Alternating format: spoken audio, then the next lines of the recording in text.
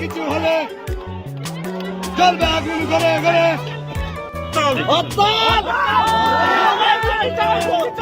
মোবাইলের বিরুদ্ধে মিথ্যা সাজানো মামলার বিরুদ্ধে পুরা মাদারগঞ্জবাসী আজকে প্রতিবাদ হিসেবে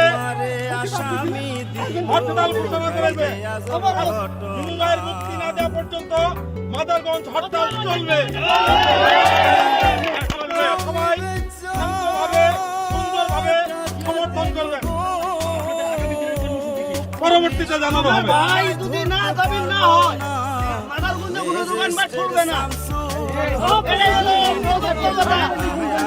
গাড়ির টাকা একটাও করবে না। ঠিক আছে, ধন্যবাদ।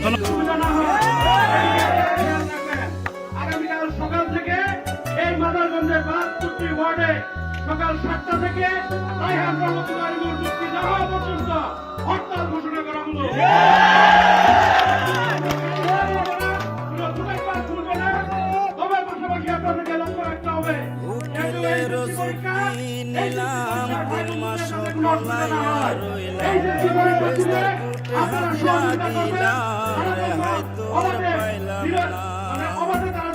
তাদের পরীক্ষা কেন্দ্রে এসে পরীক্ষা দিতে পারে এই ব্যবস্থা করবেন।